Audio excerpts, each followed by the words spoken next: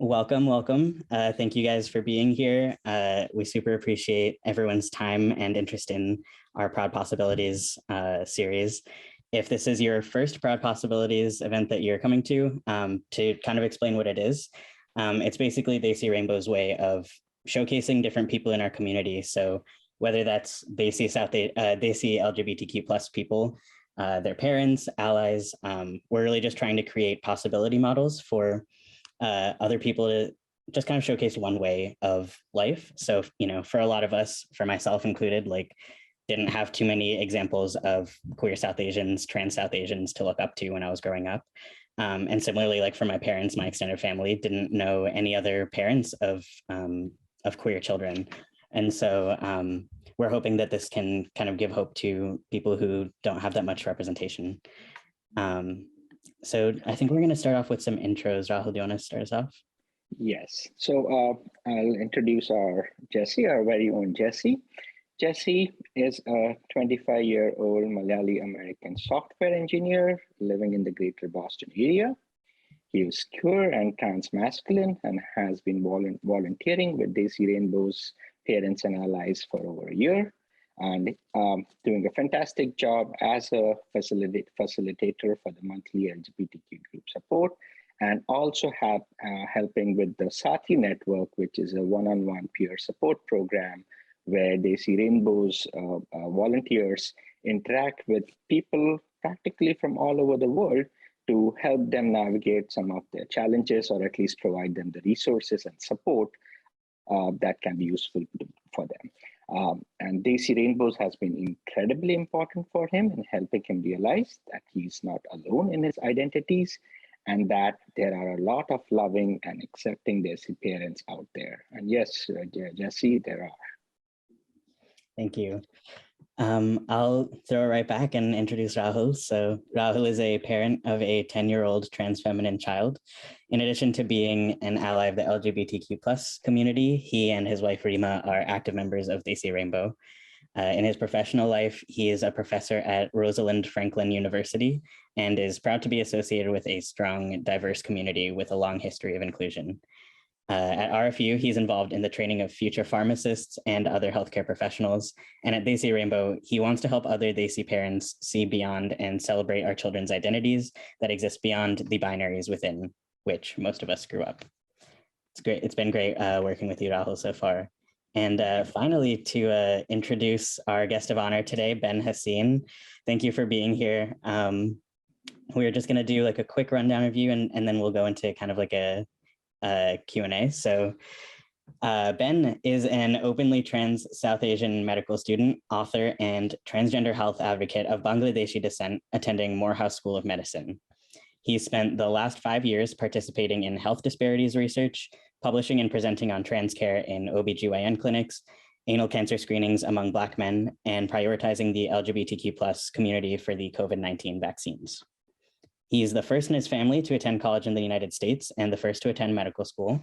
He has published works detailing his experiences being a trans Muslim growing up in marginalized neighborhoods in Atlanta, Georgia.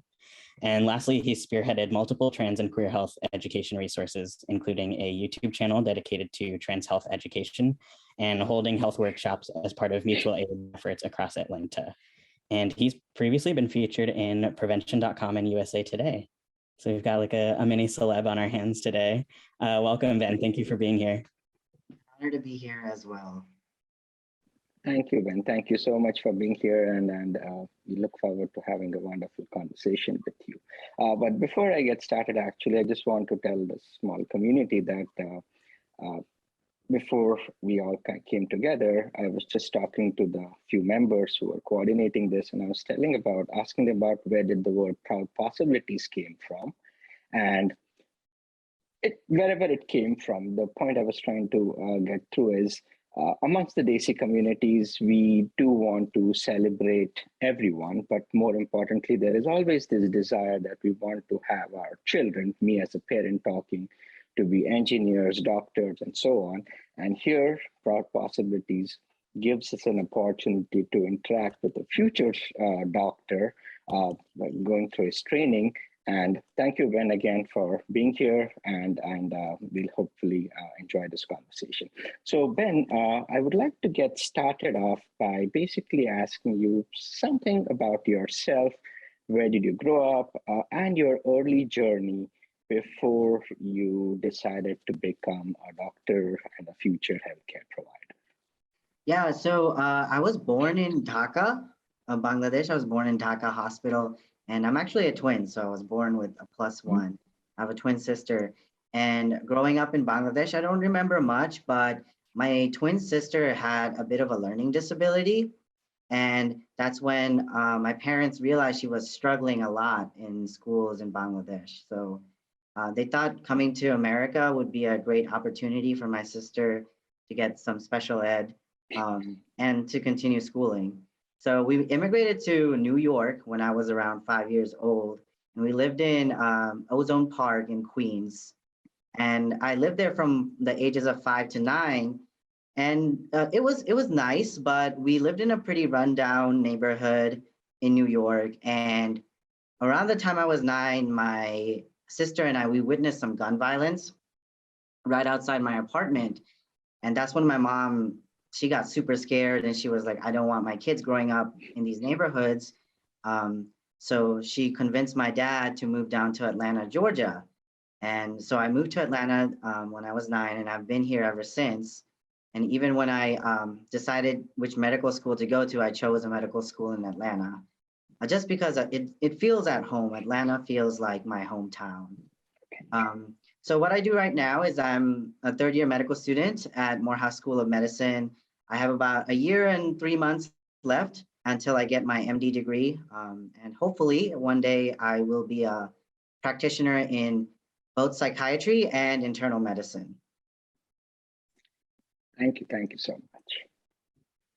That's awesome to hear. And you're in medical school, but you also do a lot of research. You do YouTube, you lead all of these health workshops in Atlanta. And, like I grew up in a family where like I have 2 doctors as parents, and both of my older sisters are also in medicine. And seeing that, I'm like, in your shoes, like medical school seems like enough. Like we really don't need to do more than that. But what is motivating you to, I guess, like one, be in medicine, but also do all of these other outreach and activism work? Yeah, so I was just talking to my friend about this earlier today, because she was like, why do you do so much stuff outside of school? And I basically told them that, I'm not a bookworm. Like I hate studying. I'm not good with sitting down for a long time and studying a lot. So I'm actually not like the smartest kid in class, but what I really love doing is incorporating the work that I do back to the community. And I've always had a passion for that. Even when I was in high school, I won the only award for humanitarian work for like the high school graduates in my senior year. So when I went to medical school and I started medically transitioning, I realized that I was getting a lot of pushback from some people about being openly trans. And I saw that when I was transitioning, I was looking at YouTube videos on how transition is like, and I realized a lot of the information that was out there was not medically correct, not because people were trying to harm trans people, it's just that trans people were trying to teach other trans people about medicine.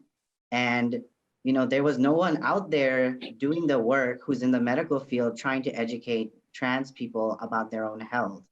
So I started my YouTube channel trying to teach people on like how to best take care of yourself as a trans person. And through that YouTube, a lot of people discovered me, and that's how I got into my activism work. I was invited to do talks in Chicago, and I'm gonna be in Philadelphia in April, actually, giving a talk to the American Association of Anatomy to change the terminology around pelvic organs to make it more trans inclusive. That's awesome. Congratulations on being invited to that conference to speak. That's awesome. You mentioned sorry, go ahead. Go ahead. I was just gonna move on and say, like, you mentioned getting some pushback as you were coming out in medical school, and I'm kind of curious about your coming out experience in general. Yeah, so I've had multiple coming out experiences. It's like a 10+ year process. But I knew I was queer ever since I was like 7 years old. I knew I was attracted. I was socialized as a girl, and I was attracted to other girls. And I grew up in a very, very religious Muslim family, so that was like a big no-no. Like since I was a kid, it was always told to me that being gay is a sin. But I knew I had an attraction to women. And around 13, I just was like, I'm tired of like lying to myself. So I came out in school. I didn't come out to my family, but I came out in school to my closest friends, and surprisingly was very supportive. I was really scared that my friends weren't gonna accept me for who I am, but a lot of them were like, okay, cool, which is a better reaction than I expected. But my coming out story is not picturesque. It was actually pretty hard. When I was around 16, I was trying to talk to girls in my class, and one day my mom saw a text that I was talking to a friend about having a crush on someone, and she confronted me about it. And at that point, I was really depressed. I hated being in the closet, so I came out as gay to my mother, but it didn't go well at all. Like it was terrible. She completely freaked out, told me that I was gonna go back to Bangladesh so that I can learn that being gay is wrong. So that scared me a little bit. So I went back in the closet, and it was a really rough 2 years, I'm not going to lie, but I had some guardian angels in my life. There was a really amazing school counselor that really helped me process the feelings that I was having. And she would always check in on me, even like during class. She would pull me from class and ask if I'm doing okay. So she really helped me get through those last 2 years in high school before I moved on to university. And during university is when I realized what being trans was, and I realized that I've had gender dysphoria my entire life. I always, whenever I was dreaming, I was always a boy. So I realized I was trans, and my then girlfriend at the time really encouraged me to be my true self. So in my first year of medical school, once I moved out of my parents' house, I started medically transitioning, taking testosterone. My parents had no idea I was on it. But around month 3, they realized like, why is do you have a sore throat or something? Because your voice is getting like hoarser. But I was still too scared to come out because my first coming out experience with my mother was terrible.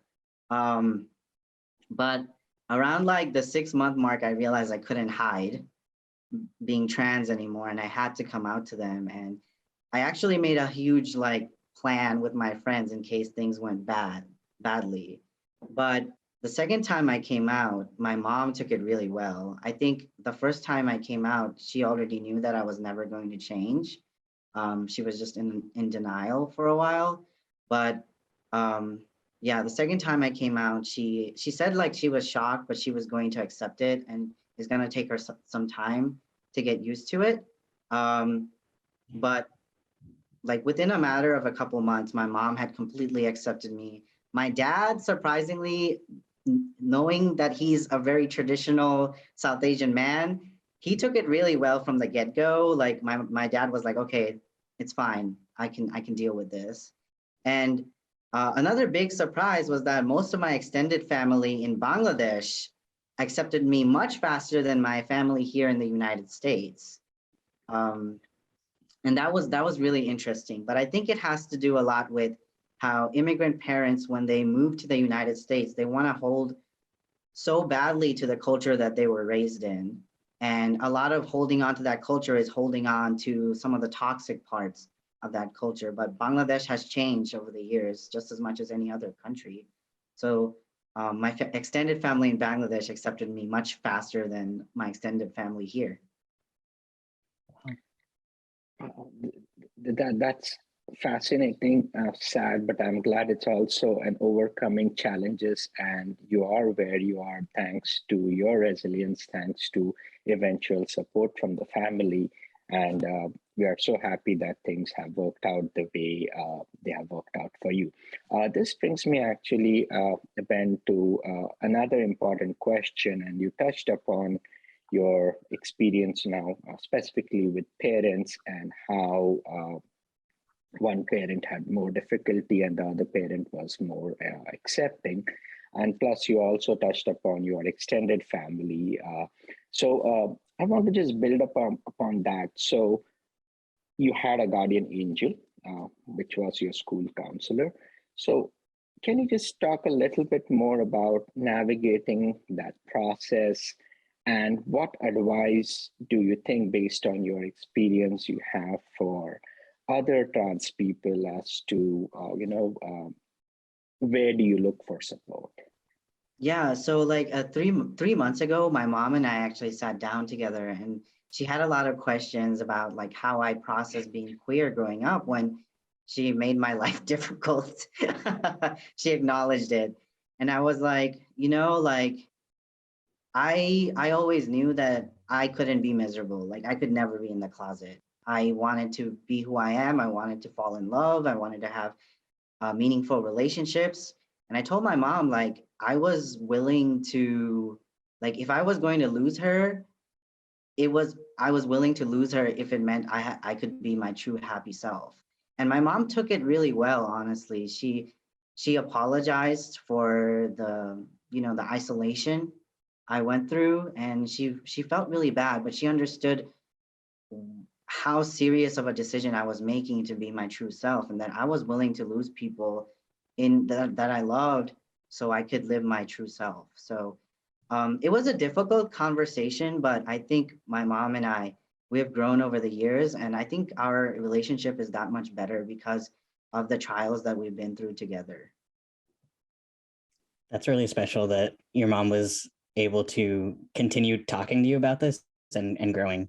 I hear so many parallels to my own story of realizing I was queer like around 13, having a parent find out before I was ready. And so I just want to say I like resonate a lot with what you're saying.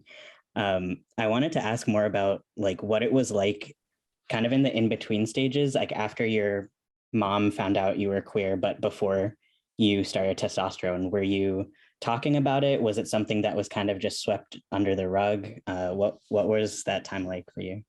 It was like, I feel like my parents always knew, but they never acknowledged it because growing up, like I always played with action figures, and my dad actually noticed that I like boys' clothes and action figures a lot, and he went back to the US and brought action figures for me. So like they never tried to prevent me from expressing who I am as a person, but I think they were like, "Oh, he's just a tomboy, not that he's trans." But so when I really like came out with my pronouns, they took it better than I thought they would. And luckily, I've been going by Ben for a very long time, since I was like maybe in 5th grade, because people had such a hard time pronouncing my full name. So like I was just going by Ben, and my parents thought it was weird, but they were like, okay, I guess it makes sense because they were trying to assimilate to American culture. But yeah, my coming out with my pronouns and everything, that part was surprisingly easy. The hardest part was them accepting me being their son. And So you, sorry, go ahead. No, go ahead. Go ahead. You also mentioned that you grew up in a very Muslim family. What was it like coming out as a Muslim as well, like to your faith communities growing up? And Yeah, so I was always a little isolated from my faith community because growing up, my parents would take me to like these Eid celebrations, and I would always feel a little weird. I never felt connected to other queer Muslims, not queer Muslims, other Muslims in my community. And I honestly, when I was in high school, I separated myself from the Desi community, and I had friends that were not South Asian, just because it was like so traumatizing to be around Desi people. But when I was in college and I realized I was trans, I just felt so alone. And I started Googling South Asian Muslim trans people. And luckily, I don't know, most people will probably already have heard of Feroza Syed here, but Feroza's name showed up as a trans activist, a trans Muslim activist. And I realized that she was in Atlanta, exactly where I was living in. I was like, wow, she exists. So I kind of stalked her a little bit. I looked up on Facebook if she was doing any events, and she was doing a bisexual health conference thing here in Atlanta. So I signed up for it. I didn't really care about anything else. I just wanted to meet her. So I went to the event, and I was the only brown person there, and Feroza was the only brown person who's a host there. So we kept looking at each other in the whole conference. And afterwards, she approached me and she was like, "Hey, I noticed you in the crowd. Are you South Asian?" And I was like, "Yeah." And then she gave me her number. And I thought she was never going to talk to me. She was like a celebrity. But she invited me over to her home, and I was introduced to more South Asian Muslims, and that's how I built my Muslim community over the years. That's awesome. I think Arunanti put in the chat that she was one of our previous Proud Possibilities speakers. So nice connection there. So she's a celebrity, and now you are a celebrity too. So let's just build on that faith component, and I think it's important for especially the Desi community to have a better appreciation of that there's always this conflict. You talked about what your mom told you about what the faith tells you. So how have you reconciled with the faith component of your identity and your trans component of your being yourself? Yeah, so growing up, I kind of separated myself from Islam just because I felt so miserable being in a mosque. Like I was in the women's section all the time and just constantly hearing things about being gay is wrong. So I actually took myself away from Islam for a number of years and didn't align myself with Islam anymore. But after meeting Feroza and a whole group of South Asian Muslims, they showed me like the beauty of Islam and how accepting it is. And there's a huge part of community building in Islam. And when my mom came around, she also realized that like Islam is a very like accepting religion. It opens up to so many different types of people. So then I started reconnecting with my religion again, and now I'm openly trans and I'm openly Muslim. And I like saying that. I know it makes some people angry, but I like saying that because I know there's other openly trans Muslims out there and openly queer Muslims. That's very powerful, and I'm glad that it does happen with many people that they want to disconnect with their identity, their religious beliefs, even their origins because of being trans or queer or any of the other categories of LGBTQ. So I'm glad that you were able to find that strength in your religion. And many of us have to go back to our roots. That's where our strength lies. I want to actually, Ben, at this point, change tracks a little bit and move on to the professional side. One of that has to do with you doing undergoing the transitioning. But what I want to talk a little bit about is some of the activism work that you have done in this area.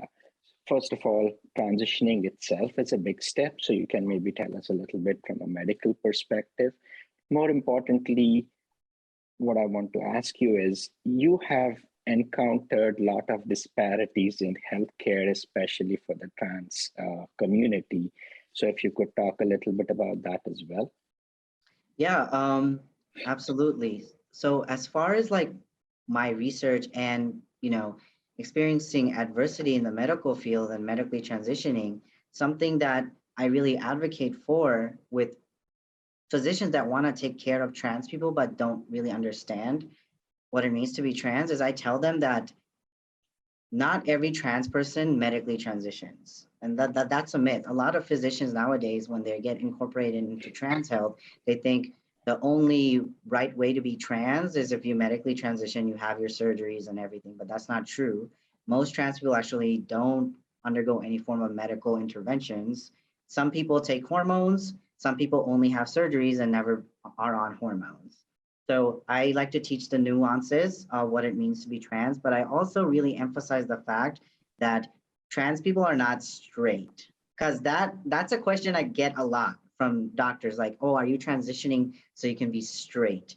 And that's not true, because trans people have many different types of sexualities. They can be bi, gay, straight, or lesbian. That's something that I emphasize heavily. Another thing that I've been working on in the last couple of years is increasing OBGYN clinic diversity, making it more acceptable for trans people, because trans people have those organs that need regular screenings. You need cervical pap screenings regardless of what gender you are, if you have a cervix. And what I'm really trying to push forward is that we need to take away the association of a genital to a gender. So if someone has testes, they're a person with testes. It doesn't mean that they're male. And if they have testes, they need regular testicular screenings and testicular cancers. If they have a prostate, they need screenings for prostate cancer when they hit a certain age. So my job is to teach physicians the nuances of what it means to be transgender, and it doesn't mean that we fit a box. Trans health is not just hormones. Trans health is breast cancer screenings, it's fertility screenings, it's building families, it's treating hypertension, treating high blood pressure and diabetes in the trans population, and making it inclusive. Awesome. And then Desi, if it's okay, I want to just again continue on this medical side of things a little bit.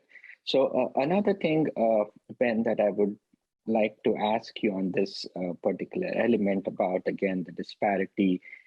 Thanks for first bringing up that there are so many nuances to healthcare, and people in the healthcare field are not adequately prepared for this.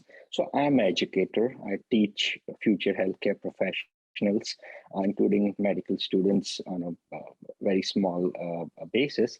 But what do you think people like us should know and do from an education perspective early on to prepare future students like yourself, or just a regular straight male, female student who wants to be in this field taking care of patients?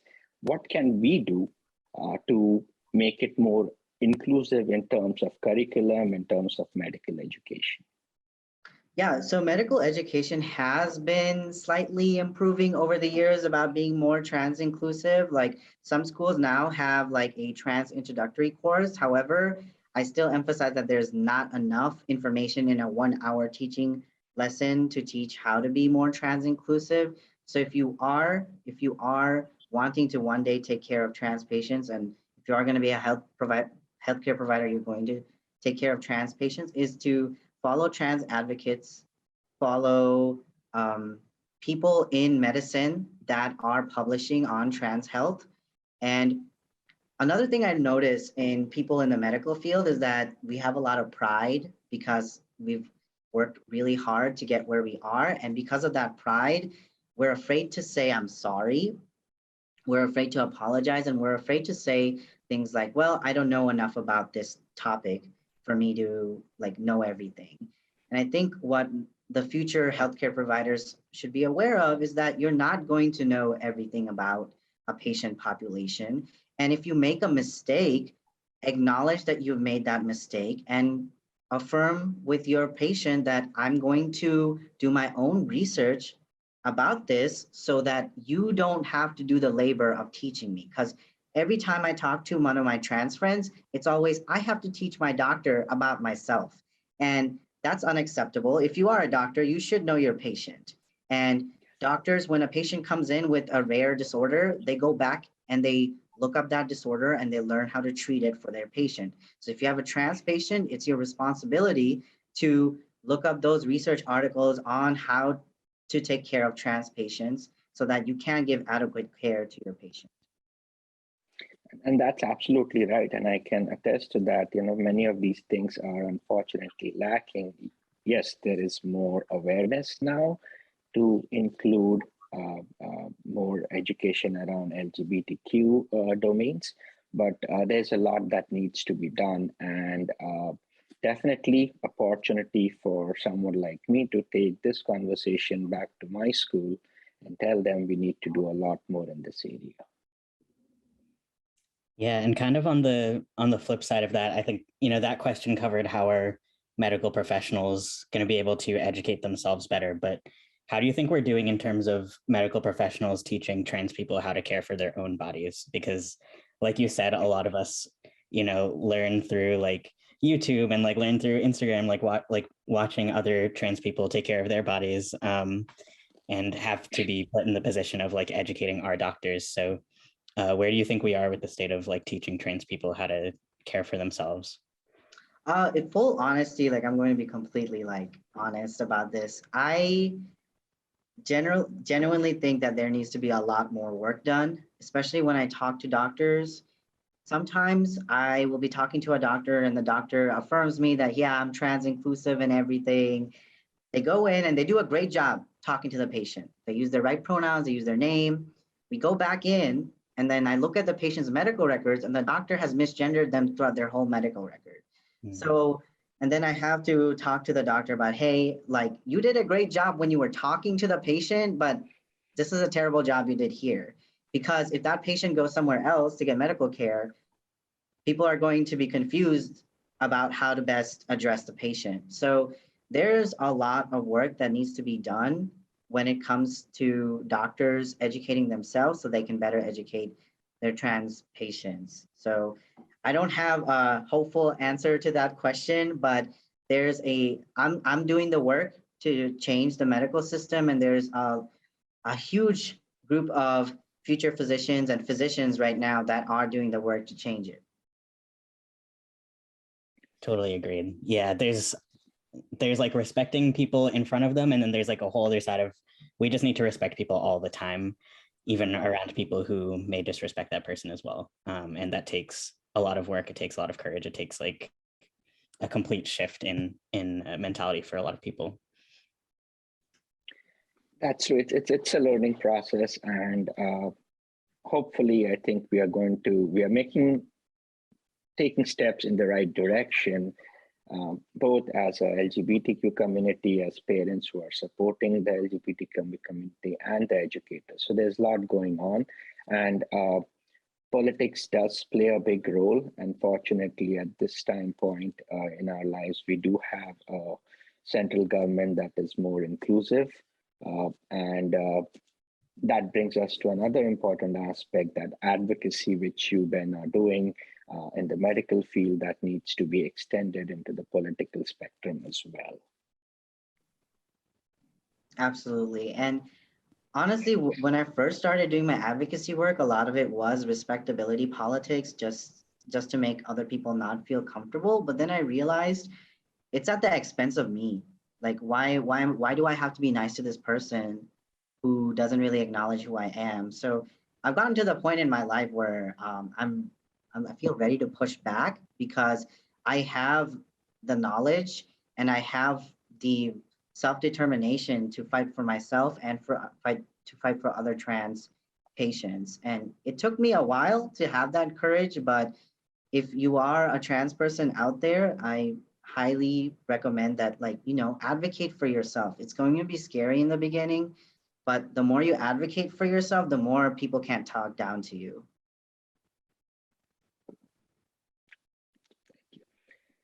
Jesse, do you have any questions? We are at the 4:40 mark, and we do have a lot of questions in the chat. So maybe at this point, we should switch to a few questions in the chat. And I was looking at a couple, and one of the questions, I think I don't see it here right now, but it was about insurance. So someone asked, I believe it was Reshna, as to what can be done on the insurance side of things, and you basically interacting with trans patients and stuff to help them navigate that process a little better. What can happen there? Yeah, so I've talked about this with a bunch of other medical students at another institution about sometimes insurance makes it really difficult if you are a trans patient to get certain services covered. Like in the state of Georgia, if I change my gender marker to male, if I were to go to an OBGYN clinic for a pap smear, insurance might not want to cover that service because they're like, oh, this is a male. He doesn't qualify for having pap smears covered. So the way that healthcare providers can work around that is when you're doing some form of medical coding, and medical coding is what gets sent to the insurance companies for patients to be billed, is make the medical coding more vague. So instead of saying patient is getting a pap smear for the coding, say something like patient is getting cancer screening. So keep it vague so that that aspect of that care can be covered for a trans patient. Absolutely, things that need to be taught in medical school, and that's where I think education becomes an important component, that these things have to be addressed, and only if students are prepared for these type of interventions, only then they can truly help and be dedicated to the patients, which includes all spectrums. Jesse, you want to ask any question? I think since we're wrapping up the live stream portion, I'll end on just asking you how people can find you on the internet, how to get in contact with you, and then we'll go ahead and stop the live stream and move to the official Q&A. Yeah, absolutely. Just look up Ben Haseen. You can look it up on Twitter.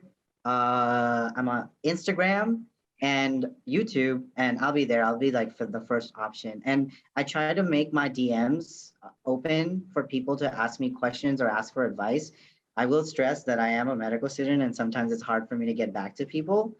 But I want my space to be open. So if you have questions, if you need support in any way, just look me up in any of the social media platforms and you can find me.